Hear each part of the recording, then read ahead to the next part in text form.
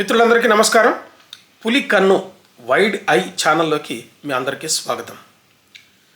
కేజ్రీవాల్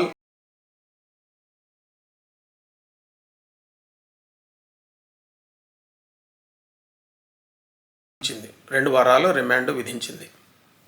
అయితే కేజ్రీవాల్ ఇంతకు ముందు కూడా ఆయన రిమాండ్కు వెళ్ళేటప్పుడు చాలా నాటకీయంగా మాట్లాడాడు.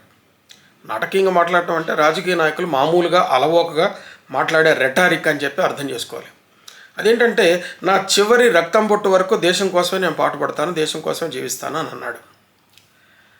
గమ్మత్ ఏంటంటే, అవినీతి రాజకీయాల్లో అవినీతికి వ్యతిరేకంగా పోరాడతామనే స్లోగాన్ తోటి అలా పోరాడుతూ ఉన్నటువంటి ఒక గొప్ప మహానుభావుడు ఆయన శిష్యుడిగా ఉండి కేజ్రీవాల్ పార్టీ పెట్టారు, ఆమ్ ఆద్మీ పార్టీ అని.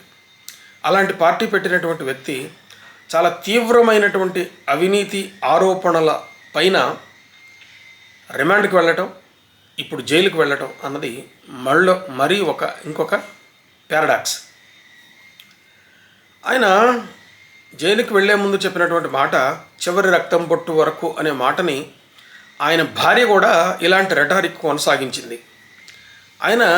ఆయన భార్య సునీత ఆయన ఏమన్నానంటే, ఈడీ 250 సార్లు వాళ్ళు వెతికారు, ఎన్నో చోట్ల వెతికారు, కానీ డబ్బు ఎక్కడున్నదన్నది ఎక్కడ ఆధారాలు వాళ్ళకి దొరకలేదు, ఎక్కడ వాళ్ళకి రూపాయి డబ్బులు కూడా దొరకలేదు, ఏ ఆధారాలు ఇంతవరకు దొరకలేదు. కాబట్టి నా భర్తని అన్యాయంగా అరెస్ట్ చేశారు, అన్యాయంగా జైలుకు పంపించడానికి అనుకుంటున్నది బీజేపీ పార్టీ, ఇది నియంతృత్వం వగైరా వగైరా అని మాట్లాడారు. అంతేకాకుండా చాలా వివరంగా సునీత గారు చెప్పింది ఏంటంటే, 250 చోట్ల వెతికినా కానీ రూపాయి డబ్బులు దొరకలేదు, కానీ ఈడీ ఆరోపిస్తున్నట్టుగా 100 కోట్లు ఎక్కడికి పోయింది, ఆ డబ్బులు ఎక్కడ ఉన్నది అని చెప్పి కేజ్రీవాల్ స్వయంగా కోర్టులో చెప్తారని చెప్పి ఆయన భార్య సునీత చెప్పింది. మీడియా అందరూ దేశం అంతా కూడా ఈ 100 కోట్ల రూపాయల గురించి, ఆ డబ్బులు ఎక్కడున్నాయో గురించి, ఇంకా ఈ వివరాల గురించి, కేసు వివరాలు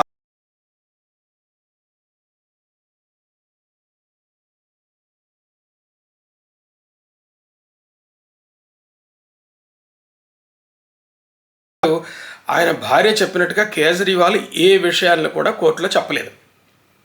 ఈ విషయాలు ఏవి కోర్టులో ఆయన తీసుకురాలేదు. ఫలితంగా ఈడీకి సంబంధించినటువంటి లాయరు, కేజ్రీవాల్ ప్రముఖమైనటువంటి వ్యక్తి, ఈయన బయట ఉంటే ఇప్పటిదాకా జరుగుతున్నటువంటి పరిశోధనలకు, ఇప్పటిదాకా చేస్తున్నటువంటి అన్వేషణలకు ఇబ్బంది అవుతుంది. దానివల్ల ఆయన సాక్ష్యాధారాలను ప్రభావితం చేసే అవకాశం ఉందని ఇలా వాదించడం కారణంగా ఆయనకి బెయిల్ దొరకలేదు. అట్లాగే 14 రోజుల రిమాండ్కి పంపించారు.